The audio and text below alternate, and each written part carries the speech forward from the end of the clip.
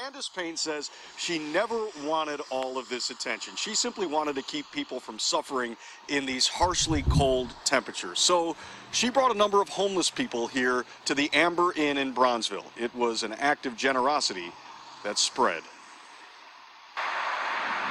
A punishing cold front swept into Chicago and hovered here for 2 days. Some trudged forward in the temperatures of -25 and wind chills twice that low. But as Lake Michigan steamed, the homeless suffered.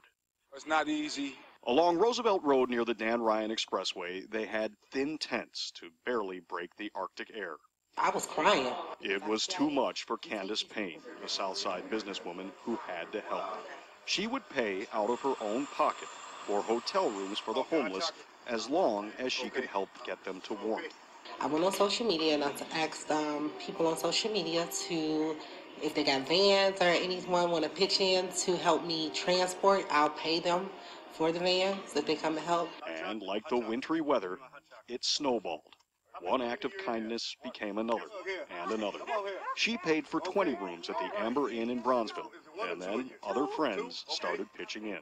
It went from us being able to provide 20 rooms to us being able to provide 60 rooms. And it was only going to be for one night, and it went from one night to 4 nights. So far, she and her business partner, Armez Spearman, say they've spent $12,000 of their own money, helping nearly 100 people stay off the streets during the bitter days and nights. We're not an organization, we're just regular people. For Candice and her husband, Carlos, it was personal. I lived in my vehicle. Carlos spent some time living on the streets. People judge the homeless a lot, but you never know what these people went through. And I know for me, I wasn't on drugs. I wasn't, in a bad situation at home, but things just happened. And however those homeless people arrived on the streets that bitter night, she wanted to make sure their stories wouldn't end there. It was for a reason. No one could have stayed outside that long. Some have called her an angel. The truth is, she's a person, one of us, who through compassion and generosity showed us both the problems and the promise of humanity. Of course, we can't solve homeless over, that whole thing overnight, but it's cold in Chicago every year. And a group of pastors has gotten together to raise some money to keep a number of those homeless people inside their rooms for one more night, possibly into Saturday. As for Candice Payne, she says she and a group of friends are currently trying to put together an online fundraiser that would come up with a more permanent solution. Reporting live tonight in Bronzeville, Mike Lowe, WGN News. What a wonderful story, Mike. It's great to meet her. I know a lot of people I'm sure are going to be excited to meet her because everyone's talking about it on social media. Mike, thanks very much.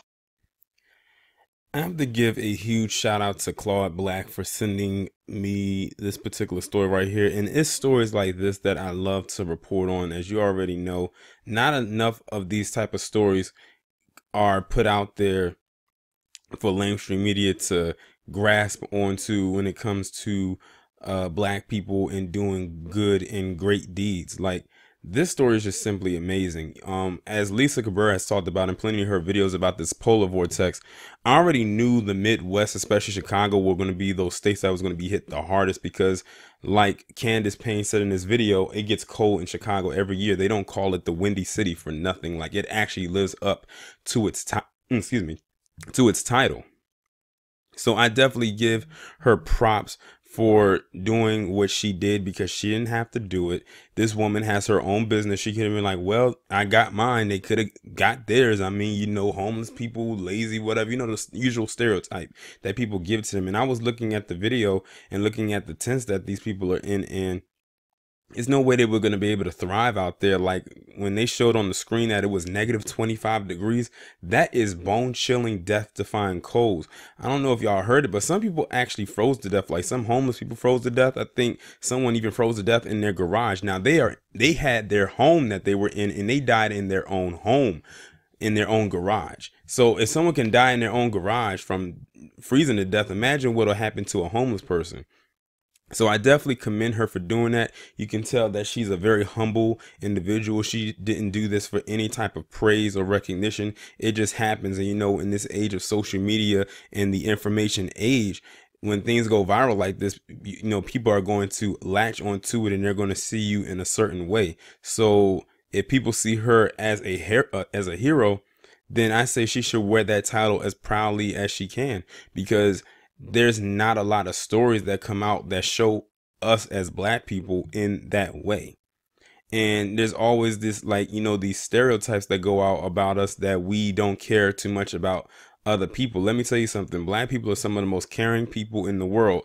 And sometimes that could be our curse as well as our gift. But in this instance, I think she should definitely take this as her gift, the gift of being able to give and provide for people that may not have as much as her. So, she doesn't know these people. They don't know her. They're complete strangers to each other. She could have easily avoided them, like many other people pass homeless people on the street all the time. And she literally went into her own pocket and pulled out her own money that she probably could have used for anything else, and say, you know what, I'm going to help these people out, because even though they may live, their means may be below mine, they're still people. And, I could be in this position. And I think she also saw it through her husband's eyes, because if you heard in the interview when they were talking to her husband, he said he used to live on the streets and everything like that. He said he came from a 2-parent household, but it wasn't because of that. He said just circumstances just happened to happen, and he fell on his luck. And I think she saw that through her husband's eyes. So I'm glad that he actually had some input in it as well. This whole story is just one big feel-good story. It's probably one of the first feel-good stories that I have done so far this year, and ironically is happening in February, which we all know is, quote unquote Black History Month, even though some people like you say Black History Year or I'm Black 365. This is not a nod to McDonald's and their slogan, but this is just a good story that I wanted to, talk about. And thank you, Claude Black, for sending it to me. We need to hear more stories like this more often. It's just unfortunate that, of course, the negative when it comes to us always outweighs the positive. But y'all let me know what you think about this down in the comments, and I will talk to you in the next one.